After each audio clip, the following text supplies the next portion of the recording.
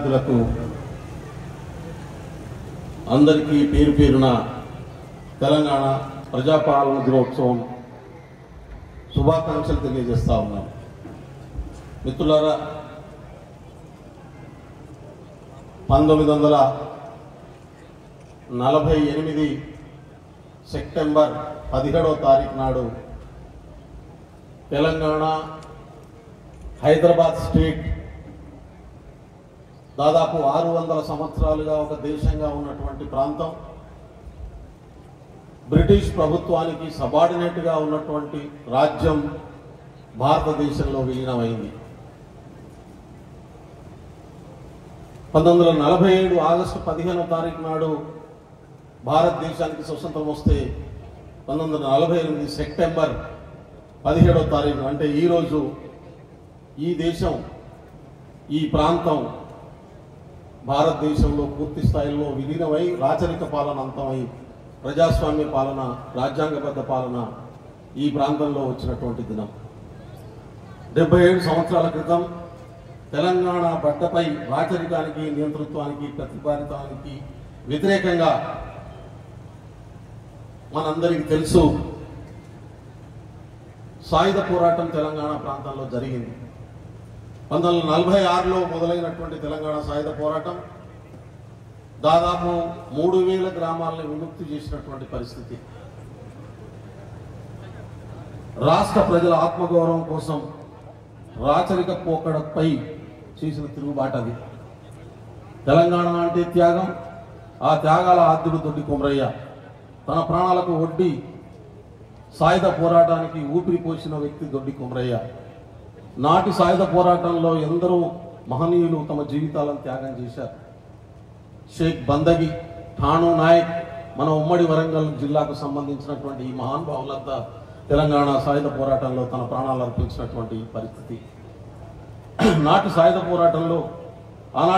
పోరాటంలో ప్రజలు వదిలిన అమరుల ప్రాణాలకు సందర్భంగా ఘన నివాళులు అర్పిస్తా ఉన్నాను. ఈ సందర్భంగా జిల్లా ప్రజలకు ప్రజాపాలన దినోత్సవ శుభాకాంక్షలు తెలియజేస్తా ఉన్నాం. సెప్టెంబర్ 17 తెలంగాణ ప్రస్థానంలో అత్యంత కీలకమైనటువంటి రోజు. ఈ శుభదినాన్ని ప్రజాప్రభుత్వం అధికారంలోకి వచ్చిన తర్వాత అధికారికంగా నిర్వహించాలని నిర్ణయించాం. సెప్టెంబర్ 17, 1948 తెలంగాణ ప్రజలు నిజాం నిరంకుశ ప్రస్థానానికి కూలదూసి ప్రజాస్వామ్య ప్రస్థానానికి నాంది పలికిన రోజు. ప్రజాప్రభుత్వం తీసుకున్న ఈ నిర్ణయం 4 కోట్ల ప్రజల ఆకాంక్ష, వారి ఆలోచన, నాటి తెలంగాణ సాయుధ పోరాట స్ఫూర్తి.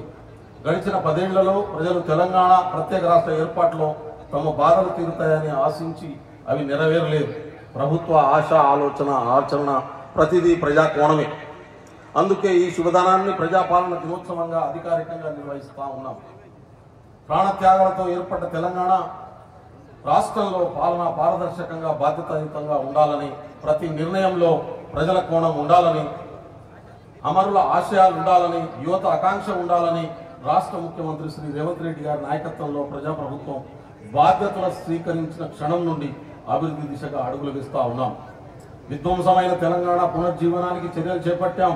ఉద్యమ కాలంలో తెలంగాణ ఆకాంక్షను గళమెత్తి వినిపించిన అందశ్రీ రచించిన జయ జయ తెలంగాణ గీతాన్ని రాష్ట్ర గీతంగా అధికారికంగా ప్రకటించుకున్నాం. తెలంగాణ సాంస్కృతిక పునర్జీవించడానికి దీంతో శ్రీకారం చుట్టాం. రాష్ట్ర పరిపాలన కేంద్రమైన సచివాలయంలో తెలంగాణ తల్లి విగ్రహాన్ని గత సంవత్సరం డిసెంబర్ 9న అంగరంగ వైభవంగా ఏర్పాటు చేసుకున్నాం. తెలంగాణ సాంస్కృతిక రథసారథి గద్దర్ పేరుతో తెలంగాణలో సినిమా అవార్డులను ప్రకటిస్తున్నాం. కోటిలోని మహిళా విశ్వవిద్యాలయానికి పోరాట ఎదురాలైన వీరనారి చాకలి ఐలమ్మ పేరును పెట్టుకున్నాం. ఇలా ప్రతి ఆలోచనలో తెలంగాణ సాంస్కృతిక వైభవం దిశగా ముందుకు సాగుతున్నాం. తెలంగాణ ప్రజల ఆత్మగౌరవాన్ని ముందు నిలబెట్టే ప్రయత్నం చేస్తున్నాం. ప్రజలకు ఇచ్చిన మాట ప్రకారం 6 గ్యారంటీలను అమలు చేస్తున్నాం. మన రాష్ట్రాన్ని ప్రపంచ వేదికపై ఫ్యూచర్ స్టేట్గా బ్రాండ్ చేస్తూ ఉన్నాం. పెట్టుబడుల ఆకర్షణలో ఇదొక వ్యూహాత్మకమైనటువంటి ప్రయత్నం. యువత భవిష్యత్తుకు పెనుసవాలుగా మారిన మారక ద్రవ్యాల నియంత్రణ నిర్మూలన విషయంలో కఠినంగా వ్యవహరిస్తూ ఉన్నాం. యంగ్ ఇండియా స్కిల్ యూనివర్సిటీ ఏర్పాటుతో యువతలో నైపుణ్యాలను పదును పెట్టి ఉపాధి, ఉద్యోగ భద్రత భరోసా ఇస్తున్నాం. యంగ్ ఇండియా స్పోర్ట్స్ యూనివర్సిటీని ఏర్పాటుకు తెలంగాణ క్రీడా చరిత్రలో కీలక మలుపు అవుతుందని చెప్పడానికి చాలా సంతోషంగా ఉంది. అధికారంలోకి వచ్చిన 6 నెలల్లో ఏకకాలంలో 2 లక్షల రూపాయల వరకు రైతులకు రుణమాఫీ చేశాం. ప్రతి ఒక్క అర్హుడు రుణలబ్ధి పొందేలా చూశాం. 6 నెలల వ్యవధిలో 18,000 కోట్ల రూపాయలు 22 లక్షల మంది రైతుల ఖాతాల్లో వేసిన చరిత్ర భారతదేశంలో ఏ రాష్ట్రంలో లేదని గర్వంగా చెప్తా ఉన్నాం. ఇది రైతుల విషయంలో రాష్ట్ర ప్రభుత్వం యొక్క కమిట్మెంట్. జిల్లాలో 1,58,00,000 మంది ఆడబిడ్డలు ఉచిత బస్సు ప్రయాణాలు చేశారు. దీనివల్ల ఆడబిడ్డలకు 21,11,00,000 రూపాయలు ఆదా జరిగింది. రాష్ట్రంలో వచ్చిన 48 గంటల్లో ఈ పథకం అమలు పెట్టాం. ఆరోగ్యశ్రీ పథకాన్ని 5 లక్షల రూపాయల నుండి 10 లక్షల రూపాయలకు పెంచి రేషన్ కార్డుతో సంబంధం లేకుండా ఆరోగ్యశ్రీ సేవలను అందిస్తా ఉన్నాం. జిల్లా కేంద్రంలో ప్రభుత్వ ప్రధాన ఆసుపత్రుల్లో ప్రజలు సుదూర ప్రాంతాలకు వైద్య సేవలకు వెళ్లకుండా అత్యాధునిక వైద్య సేవల కల్పనకు వెంటిలేటర్లు ఏర్పాటు చేశాం. 3 కోట్ల రూపాయలు విలువగట సిటీ స్కాన్ యంత్రాన్ని పరికరాలను ఏర్పాటు చేస్తా ఉన్నాం.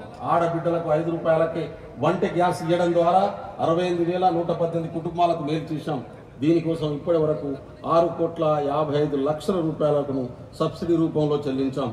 200 యూనిట్ల తక్కువ విద్యుత్ వినియోగం ఉన్న ఇళ్లకు గృహజ్యోతి పథకం ద్వారా ఉచిత విద్యుత్ను అందిస్తా ఉన్నాం. ఈ పథకం 52,440 కుటుంబాలకు లబ్ధి పొందుతున్నారు. దీనికోసం ఇప్పటికే 183 కోట్ల రూపాయల మేర సబ్సిడీని ప్రభుత్వం చెల్లించింది. ఇందిరమ్మ ఇళ్ల పథకంలో మొదటి దశలో జిల్లాకు 34,834 మందిలను మంజూరు చేశాం. ప్రతి ఇంటి నిర్మాణానికి ఈ పథకం ద్వారా 5 లక్షల రూపాయలను ఆర్థిక సాయం అందిస్తా ఉన్నాం.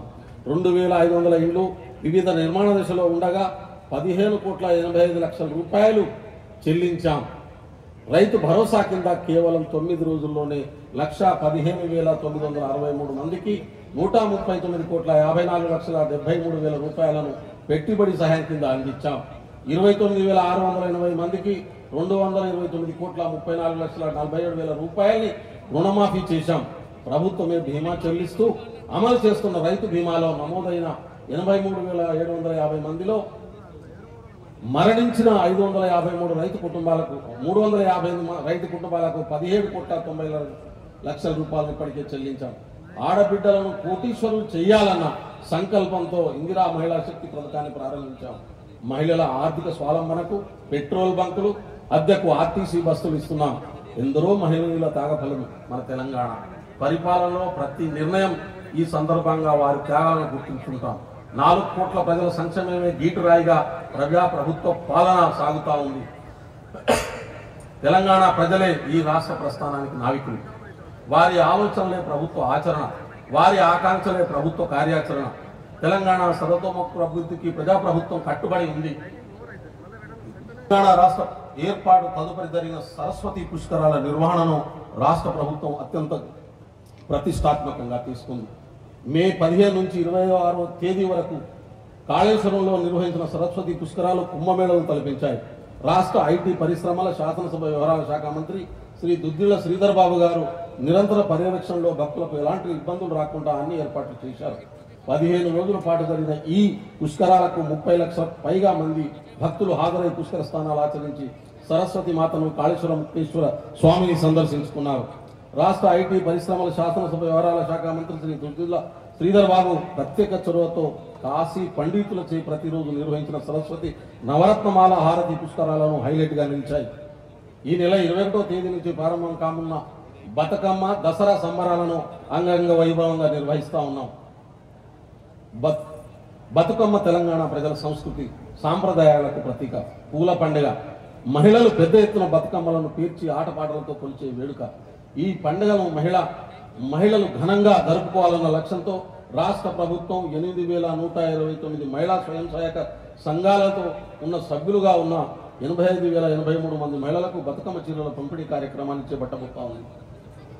మారుమూల గ్రామాల నిరుపేదలను నివసిస్తున్న మన జిల్లా సమగ్రాభివృద్ధికి నిరంతరం కృషి చేస్తున్న గౌరవ రాష్ట్ర ముఖ్యమంత్రి రేవంత్ రెడ్డి గారికి, పార్లమెంటు, శాసన మండలి, శాసనసభ్యులకు, జిల్లా ప్రజలకు, ప్రభుత్వ యంత్రాంగానికి, పాత్రికేయులకు నా హృదయపూర్వక ధన్యవాదాలు తెలియజేస్తా ఉన్నాం.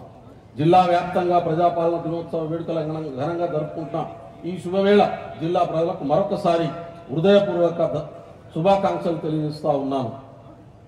తెలియజేస్తూ ముగిస్తా ఉన్నాను. అందరికీ ధన్యవాదాలు. జై హింద్, జై తెలంగాణ.